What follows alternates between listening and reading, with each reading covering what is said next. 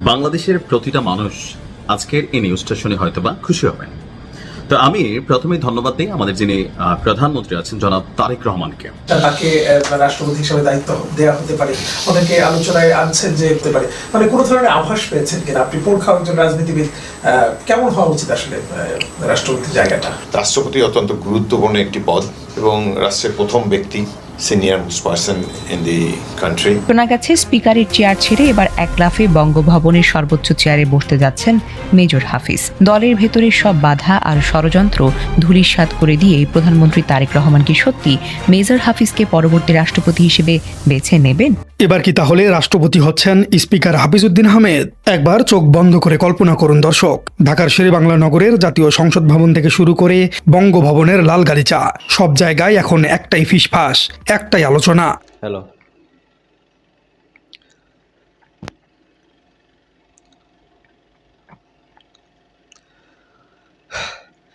দর্শক, এই মুহূর্তে পাওয়ার সব থেকে বড় ব্রেকিং নিউজ, আজকে চরম একটা খবর আছে। সেটা হলো মেজর হাফিজউদ্দিন আহমেদ বা বর্তমান সংসদের যে প্রধান স্পিকার মেজর হাফিজউদ্দিন আহমেদ, তিনাকে সবাই চিনেন, কিন্তু অনেকেই তার আসল পরিচয় জানেন না, তিনার রাজনীতির ব্যাকগ্রাউন্ড জানেন না, যে তিনি টানা 5 থেকে 7 বার এই সংসদের এমপি হয়ে যাচ্ছে বারবার। শেখ হাসিনা সরকার যতই তাকে ভেঙে ফেলার চেষ্টা করেছে, ততই তার আসনের জনগণ তাকে ভোট দিয়ে আবারও রাজনীতিতে সামনে এনেছে।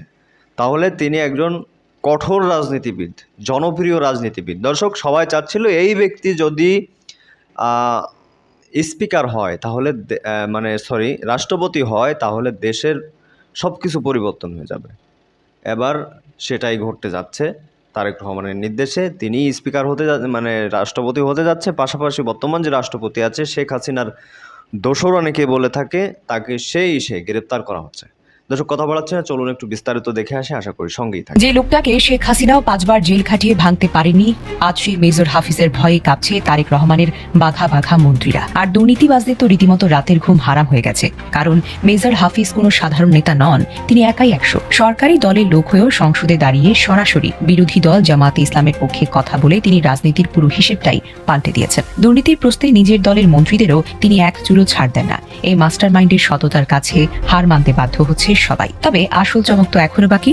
শোনা গেছে স্পিকারের চেয়ার ছেড়ে এবার এক লাফে বঙ্গভবনের সর্বোচ্চ চেয়ারে বসতে যাচ্ছেন মেজর হাফিজ। দলের ভেতরে সব বাধা আর ষড়যন্ত্র ধূলিসাৎ করে দিয়ে প্রধানমন্ত্রী তারেক রহমান কি সত্যি মেজর হাফিজকে পরবর্তী রাষ্ট্রপতি হিসেবে বেছে নেবেন? দুর্নীতিবাজদের কাঁদিয়ে তারেক রহমানের সরকার আসলে দাবার বড়ি কি এমন গোপলচাল চাললেন যা চমকে দেবে পুরো দেশকে? ঘটনা খুব বেশি দিন আগে নয়, কিছুদিন আগে শেরেবাংলা নগরের জাতীয় সংসদ ভবনের ভেতরে এমন এক কাণ্ড ঘটে গেল যা দেখে সবার চোখ কপালে ওঠার জোগাড়। ভেতরে তখন একদম পিন পতন নীরবতা। ঠিক সেই মুহূর্তে তারেক সরকারের একজন বিশাল নেতা হুট করে দাঁড়িয়ে বিরোধী দলীয় দিকে আঙুল তুলে বেশ গলাবাজি শুরু করলেন। সোজা কথা হলো, বিরোধী দলে নাকি কোনো আসল মুক্তিযোদ্ধা নেই, এমন বেফাস কথায় পুরো সংসদ কক্ষে রীতিমতো লঙ্কা কাণ্ড বেঁধে যাওয়ার উপক্রম হয়। কিন্তু স্পিকারের সবচেয়ে দামি চেয়ারে বসে থাকা মেজর হাফিজ এসব হজম করার লোক নন। তিনি 1 সেকেন্ডও সময় নষ্ট করলেন না। মাইক অন করে বেশ কড়া গলায় ওই নেতাকে থামিয়ে দিলেন, বুক চিতিয়ে সবাইকে জানিয়ে দিলেন বিরোধী দলেই এমন এক বীর আছেন যাদের সাথে তিনি 71-এ কাঁধে কাঁধ মিলিয়ে যুদ্ধ করেছেন। স্পিকারের এমন কড়া কথায় তারেক সরকারের রীতিমতো হাওয়া টাইট হয়ে গেছে। তিনি রীতিমতো মাথা নিচু করে নিজেই সিটে গিয়ে বসে পড়েন। অন্যদিকে বিরোধী দল জামাতে ইসলামের নেতারা খুশিতে টেবিল চাপড়ে হাততালি দিতে শুরু করেন। সরকারি দলের স্পিকার হয়ে বিরোধী দলের পক্ষে এমন সাফাই গাওয়ার সাহস রাজনীতিতে খুব কম মানুষেরই আছে। এই চতুর চাল আর নিরপেক্ষতা দিয়ে তিনি রাজনীতির পুরনো সব ছক একেবারে উল্টে দিয়েছেন। আর এই ঘটনার পর থেকেই মূলত সরকারি দলের ভেতরে একটা বড় কাঁপন ধরেছে। সবাই বুঝতে পেরেছে এই লোক কারো কথায় উঠবস করার মতো পাত্রই নন। তার এই দাপুটে স্বভাবের কারণে অনেকেই তখন তার সামনে কথা বলতে গিয়ে ভিমড়ি খান। স্পিকারের চেয়ারে বসে তিনি এমন এক ভেলকি দেখিয়েছেন যা কেউ স্বপ্নেও কল্পনা করেনি। দুর্নীতিবাজ আর মিথ্যাবাদী মন্ত্রীদের নাকে দড়ি দিয়ে ঘোরানোর ক্ষেত্রে এই পাক্কা খেলোয়াড় এক বিন্দু ছাড় দিতে রাজি নন। এসব ছাড়াও কিছুদিন আগের আরেকটি ঘটনা সবার চোখ খুলে দিয়েছে। একজন ক্ষমতাধর মন্ত্রী সংসদে দাঁড়িয়ে আগামী 1 তারিখের মধ্যে গ্যাস সংকট সমাধানের এক বিশাল প্রতিশ্রুতি দিয়েছিলেন, কিন্তু বাস্তবে সে 1 তারিখ পার হয়ে গেলেও গ্যাস সমস্যার কোনো সমাধান হয়নি। হয়নি।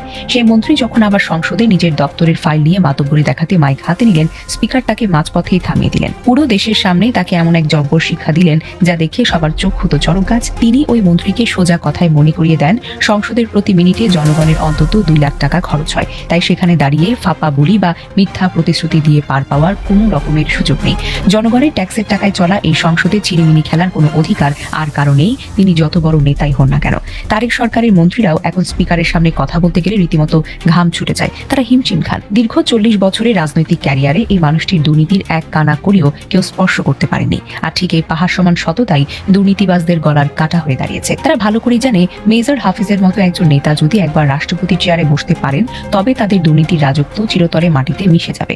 তাদের সব চুরি আর বাটপাড়ি রাস্তা এক নিমিষেই বন্ধ হয়ে যাবে। অতীতের দিনগুলোর দিকে তাকালে বোঝা যায়, বিশেষ করে হাসিনার আমলে স্পিকারের চেয়ার মানেই ছিল সরকারি দলের যা ইচ্ছা তাই করার একটা হাতিয়ার। কিন্তু তারেক সাহেবের সরকারের এসে মেজর হাফিজ সেই পুরনো আর নোংরা নিয়মকে পুরোপুরি বুড়ো আঙুল দেখিয়ে একটা নতুন ইতিহাস তৈরি করেছে। বাংলাদেশের প্রতিটা মানুষ আজকের এই নিউজটা শুনে হয়তোবা খুশি হবেন। তো আমি প্রথমেই ধন্যবাদ দিই আমাদের যিনি প্রধানমন্ত্রী আছেন জনাব তারেক রহমানকে। এমনকি আমরা আশা করি তিনি যেই ঘোষণাটি জাতীয় সংসদে দিয়েছেন বা এটার প্রয়োজনীয়তা নিয়ে তিনি তুলে ধরেছেন, সেক্ষেত্রে পুরো বাংলাদেশের 20 কোটি মানুষ ওনাকে ধন্যবাদ জানাবে।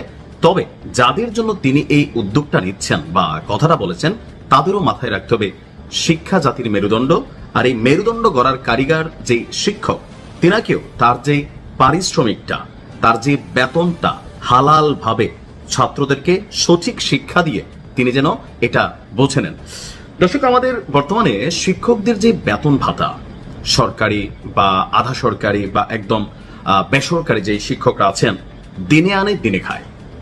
স্কুলের তারা জব করার পাশাপাশি কেউ হয়তো টিউশনি করছেন, তবে সবাই আবার টিউশনিটা পাচ্ছে না।